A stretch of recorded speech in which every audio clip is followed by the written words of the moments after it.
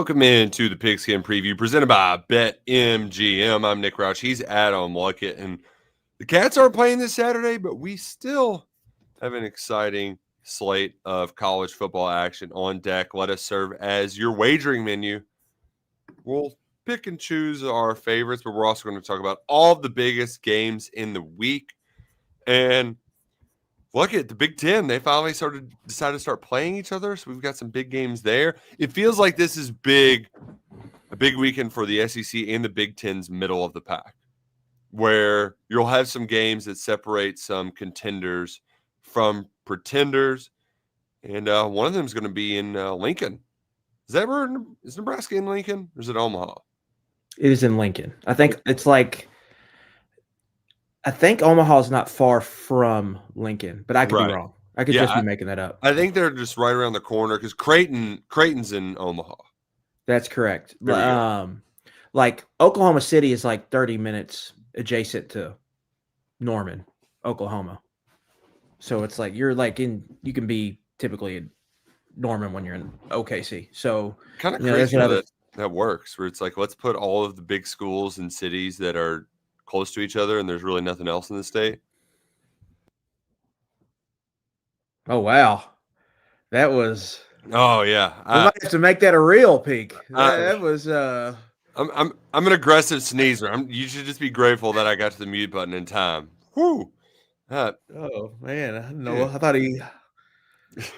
I thought some ghost took over his body or something. I don't know what was going on. It's the ghost of Scott Frost and Marcus Satterfield taking over my body. I've been snake bit one too many times betting on Nebraska. I will not be betting on them this weekend. We don't have a high-stakes wager like Will Compton and Taylor Lewan have for that game. But that does feel like one that's probably going to go down to the wire. Like if Nebraska, this is your chance to turn a corner. Go do that. Go do it. Can they? I don't know. I do know that Dane Key has scored a touchdown in each of their first 3 games.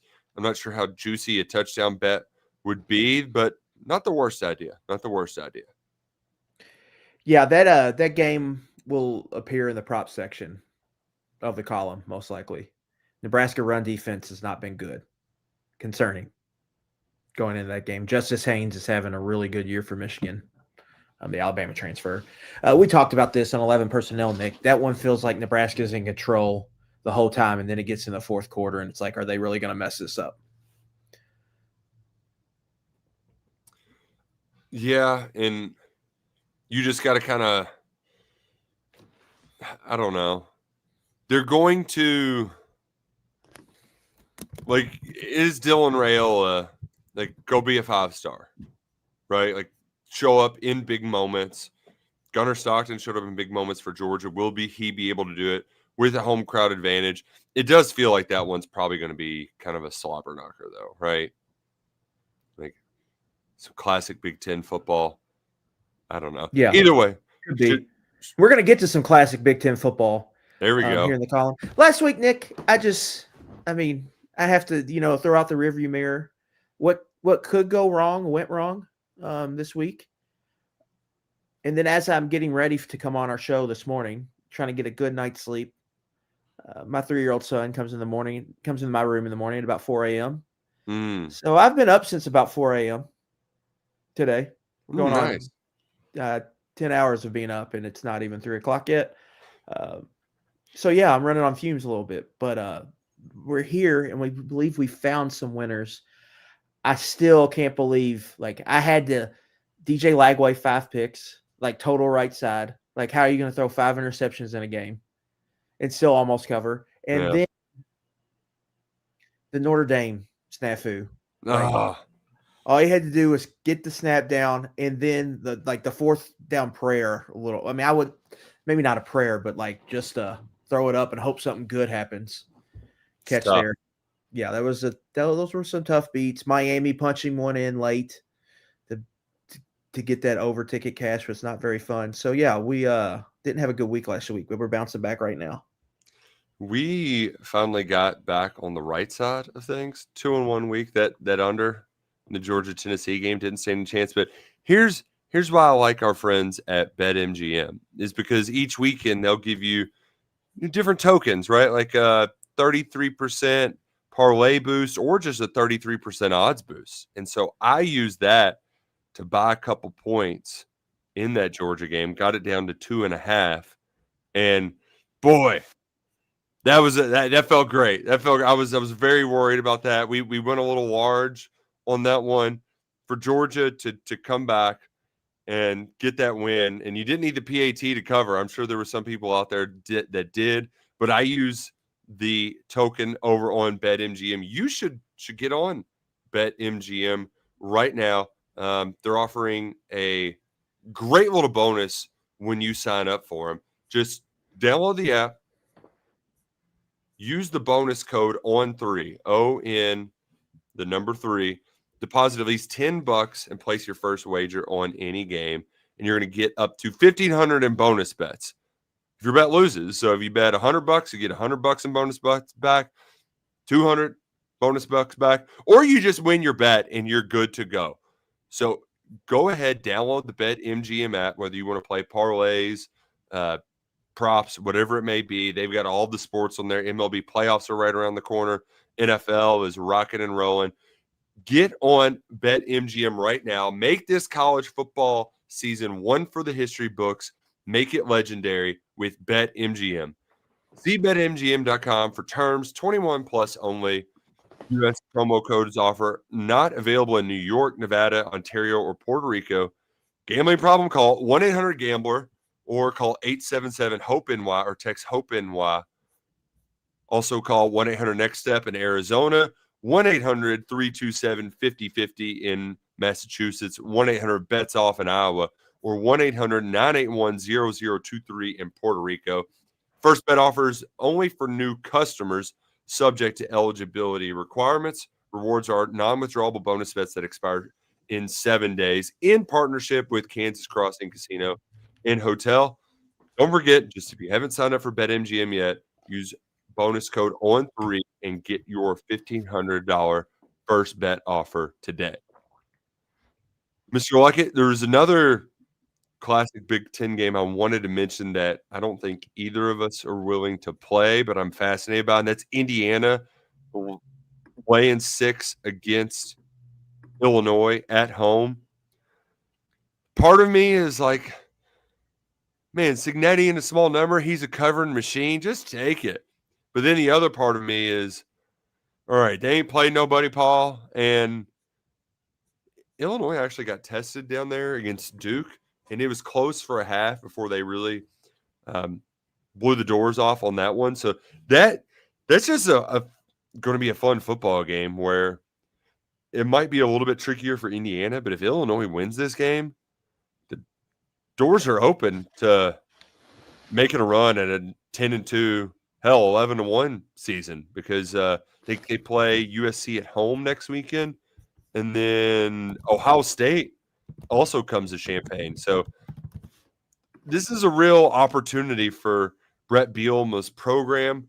Altmaier's been there before. Like this is going to be an exciting game. One that I'm just not. I'm too skittish on to lean one way or the other.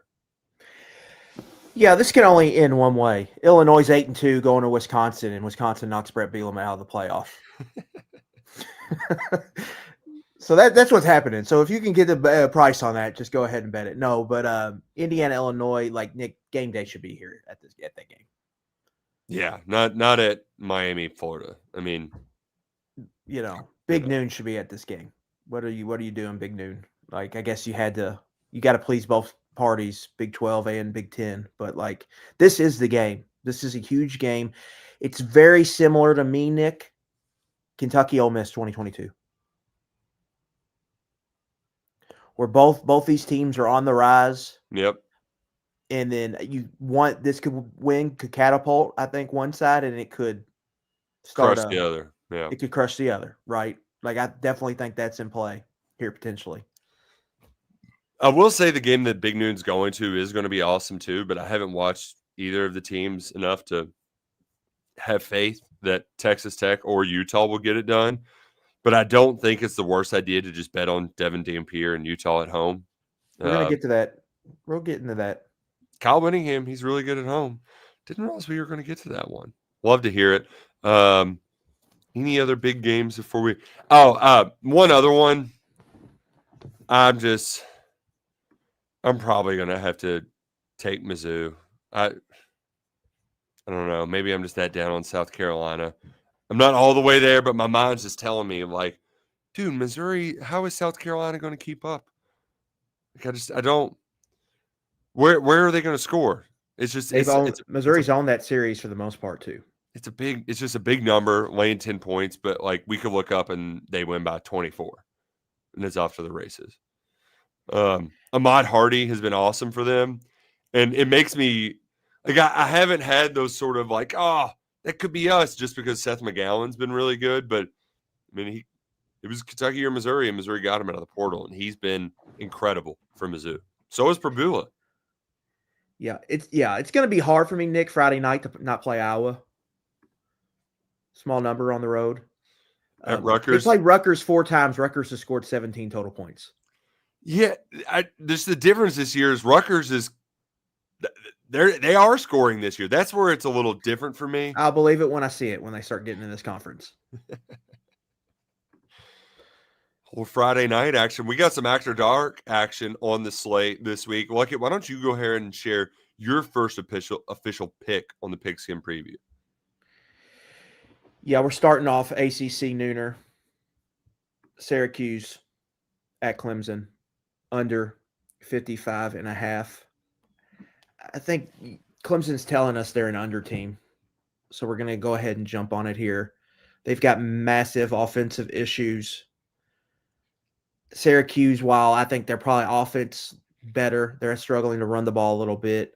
They've struggled with UConn a couple weeks ago. That UConn team just went and lost to Delaware last week. I just think Clemson's getting to a point, Nick, where I think they're going to have to play a certain style to win games, and that's going to be maybe not foot on the gas, scoring a lot of points like they usually like to do. So I'm jumping on the under here, under 55.5. I believe 5 of the last 6 in the series have all gone under this total, this number. So this has typically been kind of a 31-17 type game, and I think we see something similar play out. This feels like a high total for a Clemson team that is like sub 100 in like every offensive statistic to this point.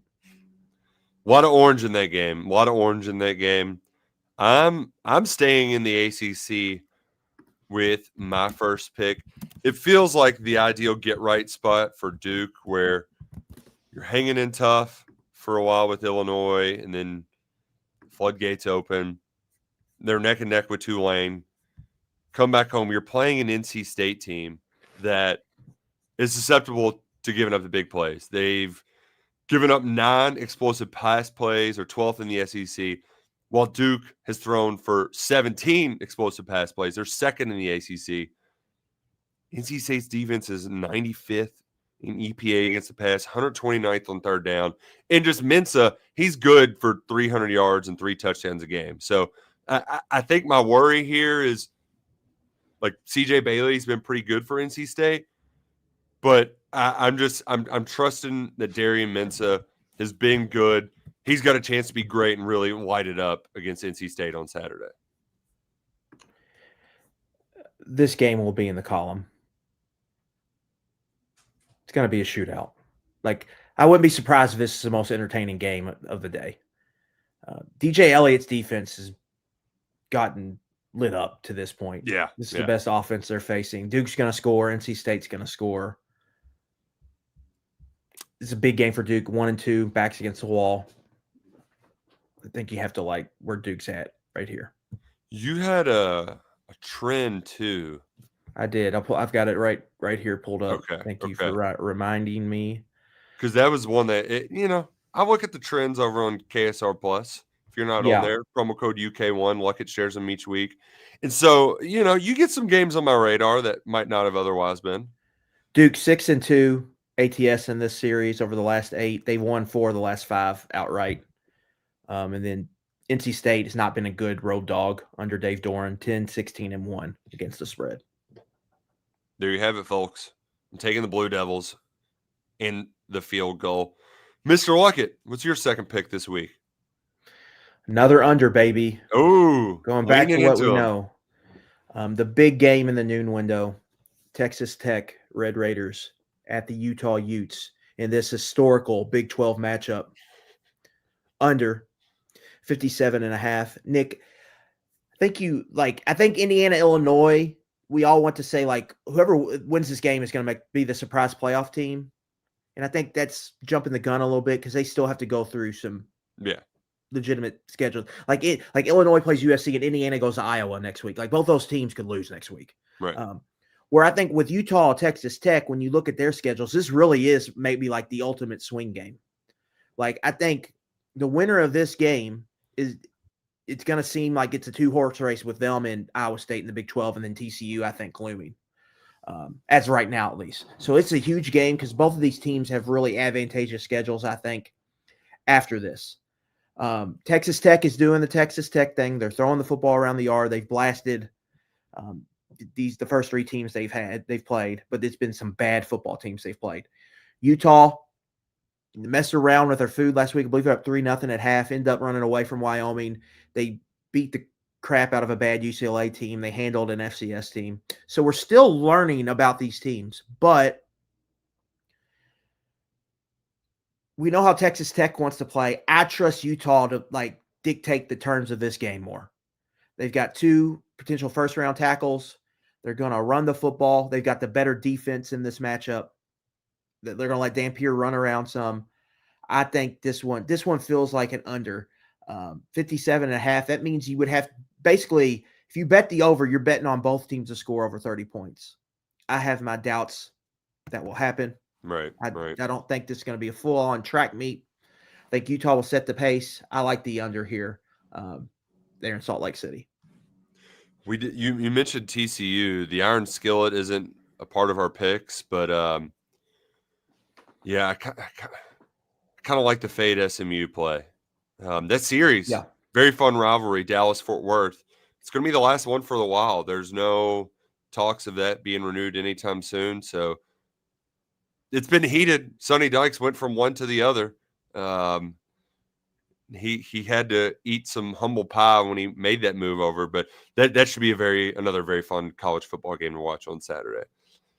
For my second pick, we're going to the After Dark window, Mr. Luckett, and I hope I'm not too late to get on the JKS train. The Southpaw true freshman, he's an electric factory for the Cal Golden Bears. I'm not going to try to say his whole name. It's just JKS. He's awesome. They're 12.5-point favorites against not so good San Diego State team who, as much as it is about the JKS show, Cal's defense is good. They got a +3 turnover margin, top 25 defense, and they're averaging 32 points a game. So you mean I need them to win by 2 touchdowns? If they get a 2-touchdown lead, San Diego State's going to try to throw the football, and they can't throw the football at all.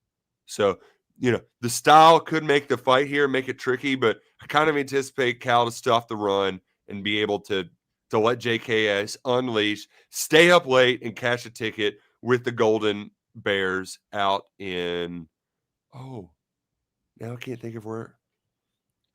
Berkeley. There we go. This game's in San Diego, but they're in Berkeley. Do you know who Cal's offensive coordinator is? I do not, no. Be the one and only Brian Harsin. Does it make you feel worse? Yeah. Makes me feel a lot worse. Thank you for sharing that, Luckett. I shared so much confidence. I just pulled up Cal's schedule, and you got to be careful with some of these cross-country trips. But their next 6 games are at San Diego State, at Boston College, who can't stop a nosebleed right now, Duke at home, North Carolina at home, at Virginia Tech, which we know is going on my Hokies, and then Virginia at home before a road trip to Louisville on November 8th. This just might be the Coastal Chaos team in the ACC. You know what I'm saying? I could very much see them being 7 or 8-1 going to that Louisville game, maybe even 9-0 if they catch a couple bounces. They're a fun team to watch. If you aren't aware of JKS, he was 5-star guy going to Oregon. went to Oregon, right, for spring practice, and then was like, actually, he was committed to Cal and then flipped on signing day and then was there and was like, I want to go back to Cal. Yeah. And now he's lighting it up as a true freshman. So a lot of fun to watch. Something to keep you up late on Saturday night in the After Dark window. Mr. Luckett, who's your third and final pick? Final pick of the card. We're having to wait to the late window. Oh, Big Ten Classic in the Coliseum. Michigan State Spartans at Southern California Trojans.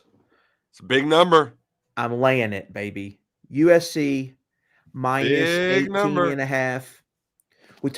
I just talked about, Cal, you got to be tricky going east, but you also got to be tricky playing this late window. Yeah.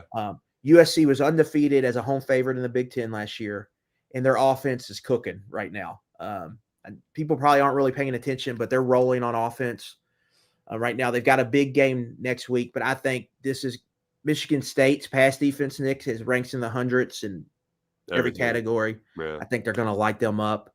I think they score 40, and I don't think Michigan State can keep pace. And so I'm going to lay the 18.5 points. USC wins a big one at home. Again, they're a different team at home than they are on the road.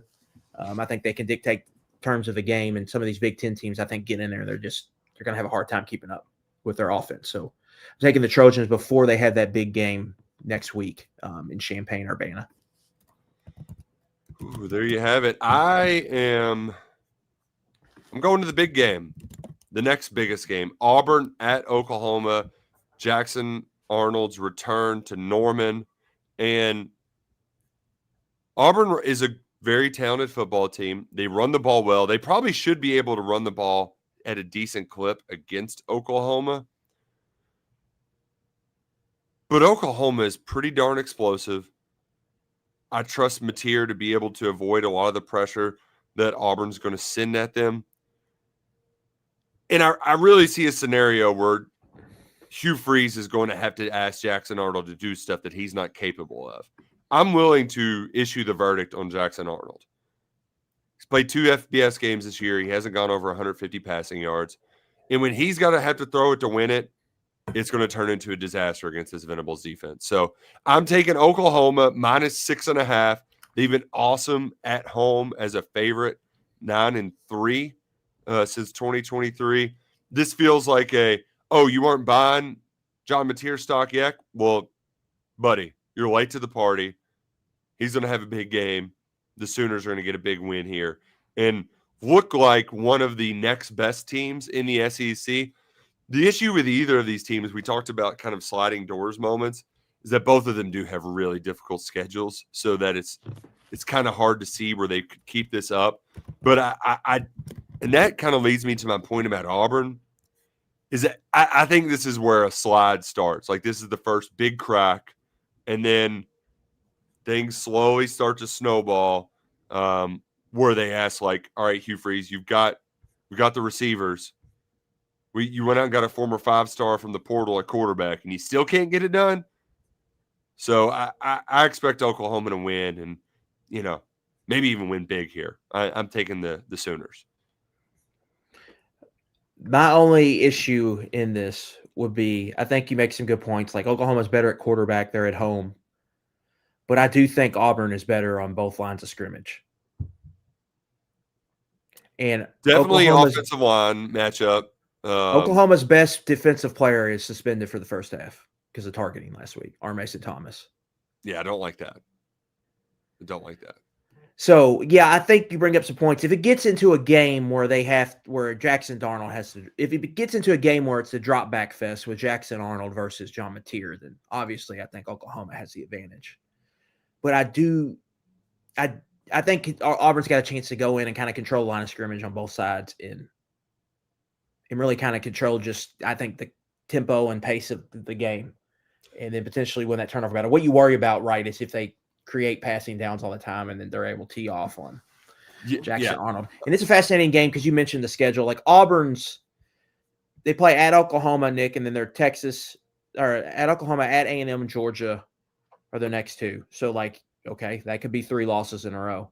Yeah. Oklahoma, after this one, they have a little bit better of a break. They get Kent State, then Texas and Red River, then at South Carolina, then home against Ole Miss. So their schedule is actually, I think, looking a little bit better. But for Auburn, like it very much, one could turn into 3 losses here. So it's a really important game. I think it's more important for their side when you kind of look at it that way. Because if they're 3-3 leaving that Georgia game, that hot seat talk is going to be ramped up.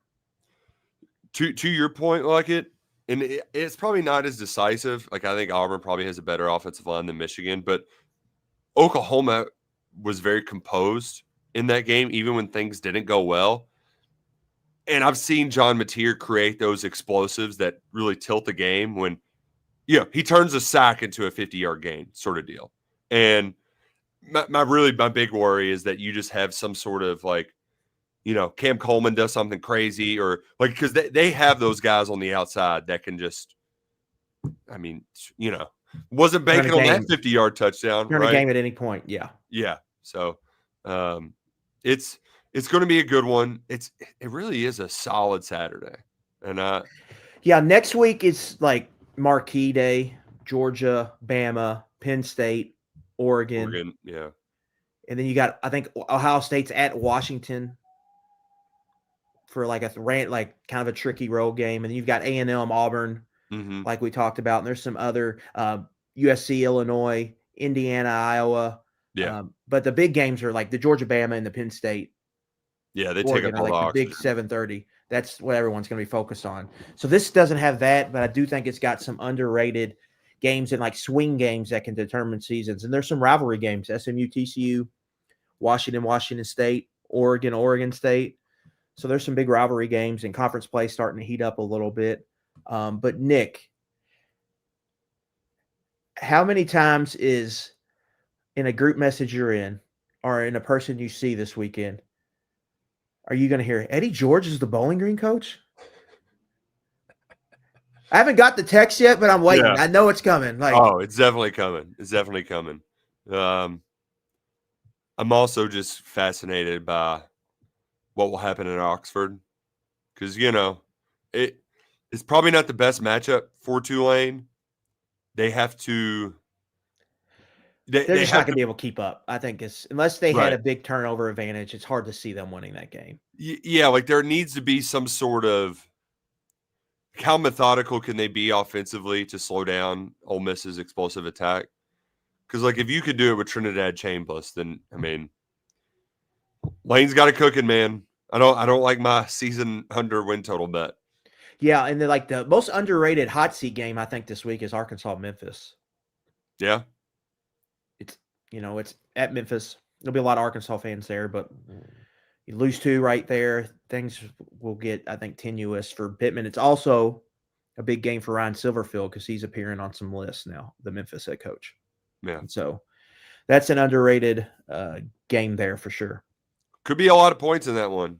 I wasn't willing to I think that one. Yeah, I think that one. Like a fun noon window could be really fun. Arizona State Baylor's a fun game in the 7 p.m. window.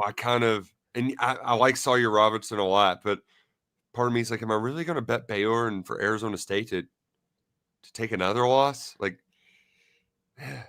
and one thing I do want to mention: Mississippi State's in a dangerous situation. Talking about the biscuit and gravy wrestling match. Well, that, but not only that, the Northern Illinois, Nick, is 18-5 against the spread as a road dog under their head coach Thomas Hammock. 6-2 in their last 8 versus SEC against the number. Mississippi State typically hasn't done well in some of these big number games. It's a huge home game next week against Tennessee, right? Yeah. Mm-hmm. It is the ultimate look-ahead spot. Yep. Northern Illinois just comes in there. I could see them, you mentioned like being able to churn out 8-9 minute drives, and you look up and it's like, this is a 10-point game with 6 minutes left. What's going on? I believe that number's 3 touchdowns in the hook right now. I think that's a dangerous spot. And if you were looking for if you're trying to make a big swing of the G5 team will upset a big team, I don't think that's crazy. I think they're going to have a chance in that game. It shouldn't be a look ahead, though, because we all saw what Northern Illinois did last year. So it shouldn't, but, Mississippi State, new coach, they haven't really dealt with success, right? That's again, like you've got Yeah. everyone in that town is going to be like, it's probably thinking about that game next week against Tennessee. Gosh, college football, it's the best. We're fired up for it this weekend. Make sure you're cashing tickets over at BetMGM. We're going to have a lot of fun watching the games, following along, chatting on KS Board. Come join us over there. He's Adam Luckett. I'm Nick Roush. Let's have a football weekend, ladies and gentlemen. Go Cats and go Kroger.